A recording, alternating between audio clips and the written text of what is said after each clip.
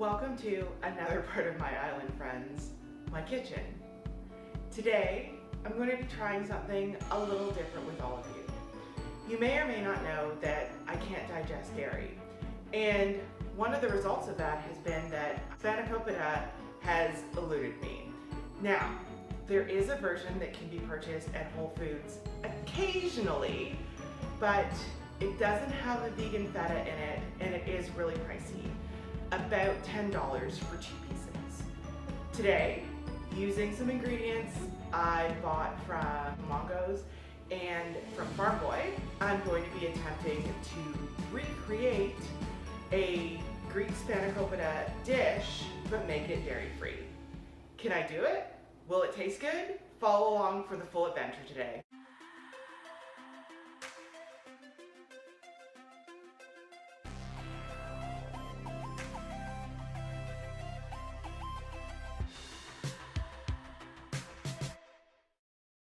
The secret ingredient today is the vegan Farm Boy feta.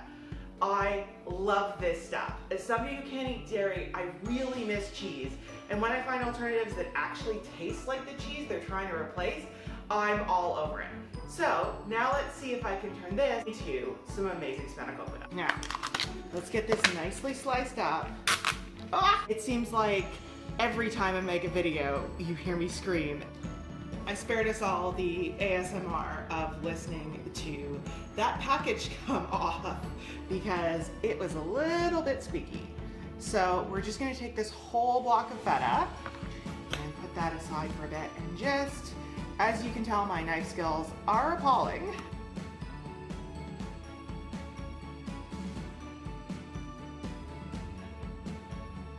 Now we've got all of this beautiful chopped vegan feta that we can add to our parsley and to our dill and set aside for later when we're ready to make the filling.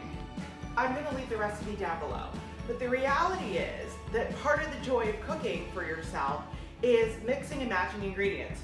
So while the recipe calls for fresh, I'll be using some frozen spinach to speed up the process.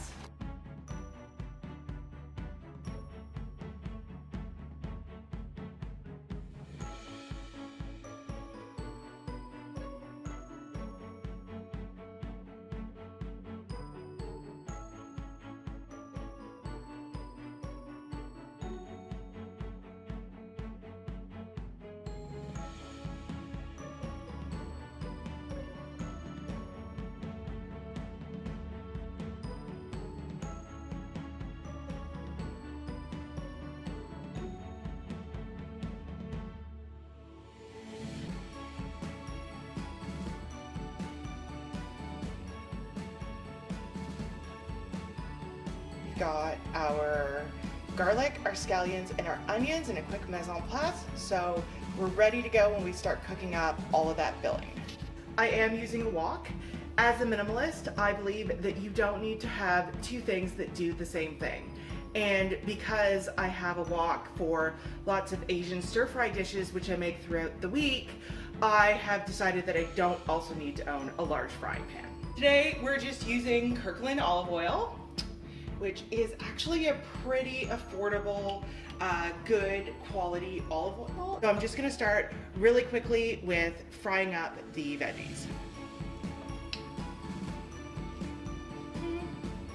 And I'm one of those people who kind of likes to add my onions really early on and use them as a barometer of when my pan's getting nice and hot. I know that's probably not the traditional way to do it, and there's probably lots of people screaming at me at home because you've seen my Instagram stories and you thought I was a much better chef. Everything tastes good, everything looks good, but sometimes we're not following the traditional way of making things.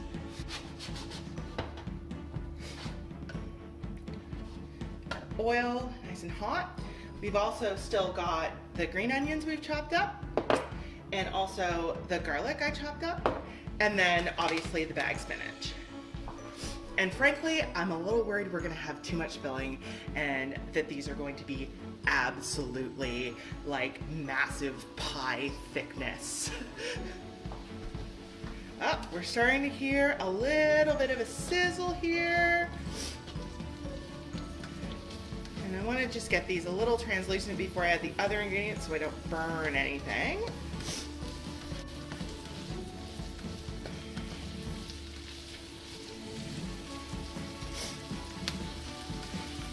Yes, this is really a day in my life.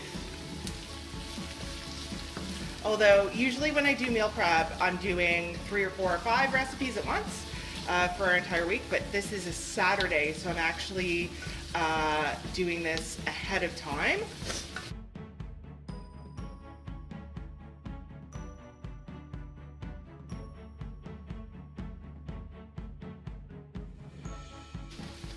And then we're gonna put our green onions in as well. All right, get those nice and translucent. I think I might actually dial down a little bit on the amount of spinach that I was planning to use, but definitely going to start with this Cookin Greens. And you'll notice that a lot of the food I'm using today was purchased through Canadian companies and local suppliers. A lot of the produce we're using is fresh and local, and this is just one of those companies I saw, you know, on the Dragon's Den years ago, and really like to support local and make sure that I'm buying local, and so that's what I tend to use. No judgment for those of you who are buying maybe a less expensive product. I know food is super expensive these days, so hopefully this Spanakopita all in will be less than that sort of $10 per serving amount that we're seeing at the Whole Foods.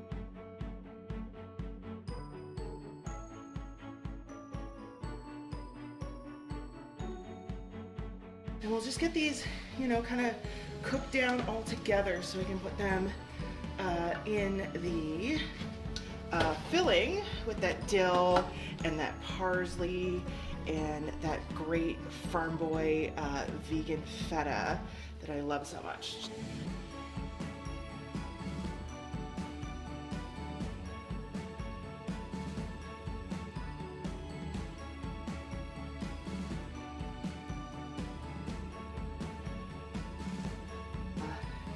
And then I think while the pan's still warm, I am going to fold in all the rest of that filling and then set it aside to cool for a bit.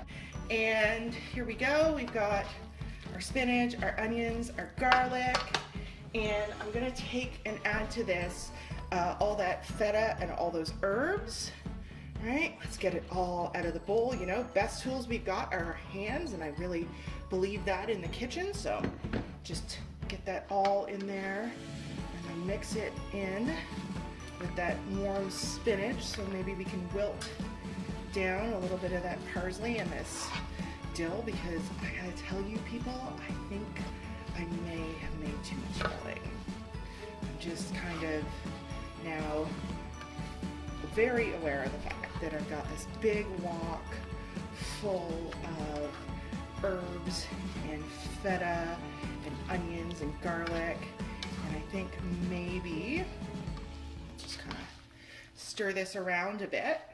I think maybe we got a little bit too much, so I've let this cool for a little while, and our plan of attack is to just assemble over here using this phyllo dough and this pan, which mercifully is pretty deep, so maybe I don't have too much filling. Okay, we're ready to go. I've got my olive oil that I'll be using in the place of butter, and this free VH brush that was sent to me with my groceries a few weeks ago. So I'm just gonna really quickly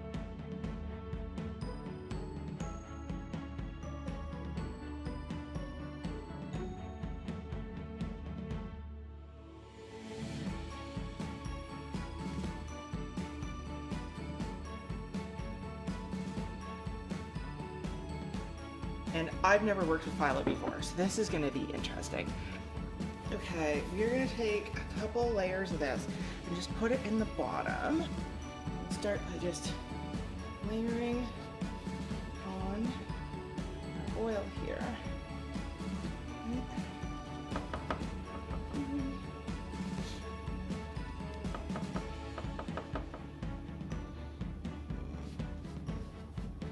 You know, our next sheet's going to be a little bit bigger, which will be super helpful. You do want these crispy.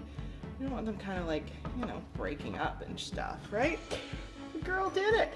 She got a full sheet of Phyllo pastry tucking in against the edges. Yeah, there we go. Okay.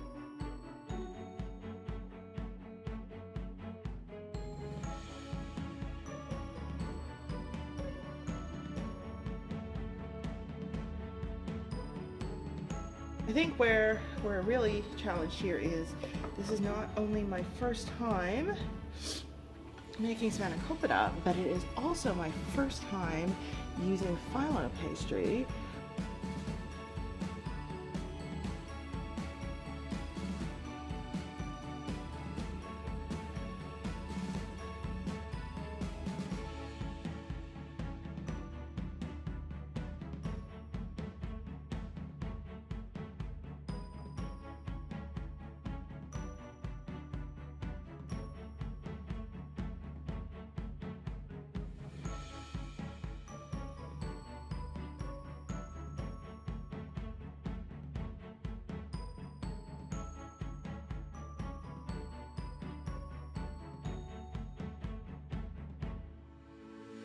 Get it all the way to the edges. You don't want corners that are empty, right?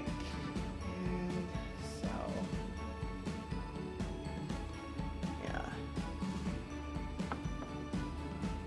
That's about half. I'm gonna put some layers in between and see if we can get like a nice little pastry bundle in there, right?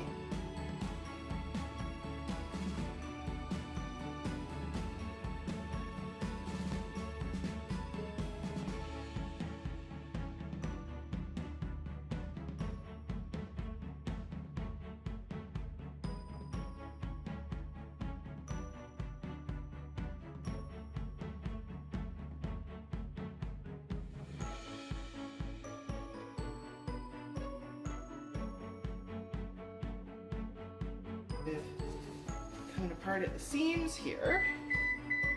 Oh, well, there we go. Our oven has reached its temperature.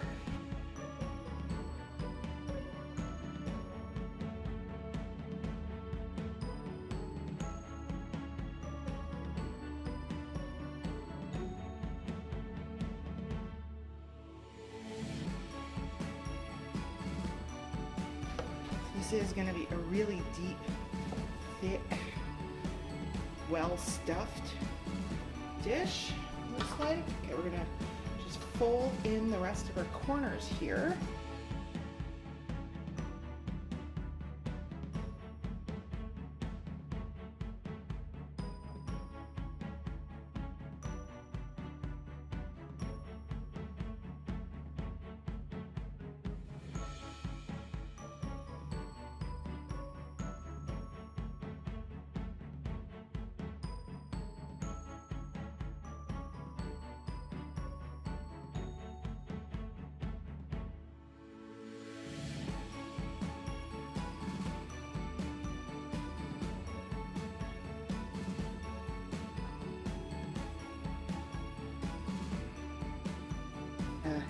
Crinkle the rest of them up.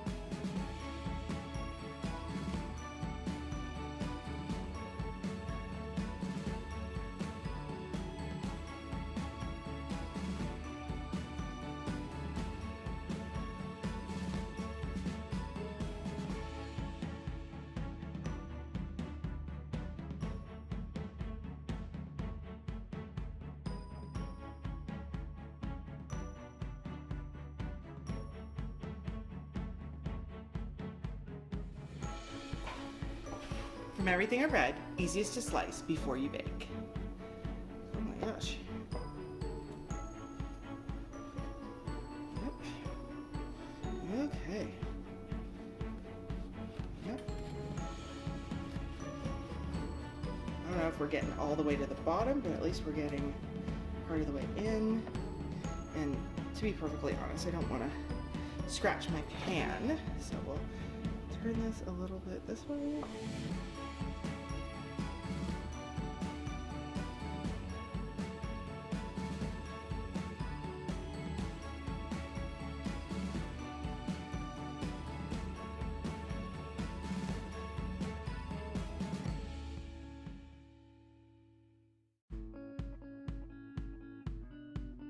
So I'm relaxing while the Spanakopita bakes in the oven, and I just wanted to take a really quick moment to talk about experimentation. So this is the first time I've ever used Phyllo Pastry, and it's definitely the first time I made Spanakopita, and you know, it's probably a little bit risky to be trying it on camera for the first time, and so much of our lives are the same, right? Like, we don't really want to have people see us fail. We don't want to have people see us do things imperfectly. We want to figure out how to get things just right before we start. The same thing is true of this YouTube channel, right? Like, I'm still learning. I'm still learning how to edit videos. I'm still learning how to figure things out. And there's so much of this that I could just easily put off and say, you know what, I'm gonna wait for another day. I'm gonna teach myself to do this. I'm gonna spend the 10,000 hours learning how to do this. And look, there's gonna be things that we're gonna do together on this channel that are going to be things I'm really good at, that I really know how to do. But part of the purpose of the One Woman Island is to empower myself and others really to be a little bit independent. And you know, I looked at a recipe, so I leaned on somebody else. But at the same time, I'm really just trying to make my way through what is a really challenging dietary restriction in terms of not being able to eat dairy, and hoping that it'll be of value to other people as well. So we're gonna wait about an hour till the Spanakopita comes out of the oven, and we'll see if it's a massive flop or a success or something I want to try again. And in the meantime, I really just appreciate everybody coming along for the ride and being part of my community. Oh, that looks amazing. There we go, check that out. Cannot wait for this to cool. Definitely very hot and going to need to cool before we can get in here and give this a try. But let's see if I can get a little bit of this. Well, I think I nailed the crust. Well, it's time to cut into this. It's been cooling for quite a while. Just make sure we got it all the way cut up. Getting that first piece out is always the hardest part. Right?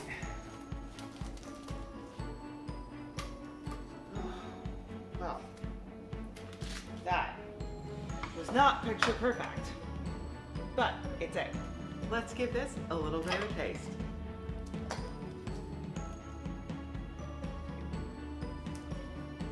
This is pretty good. I'm impressed. You can hear that crust crunching away because it's so nice and thick and fluffy.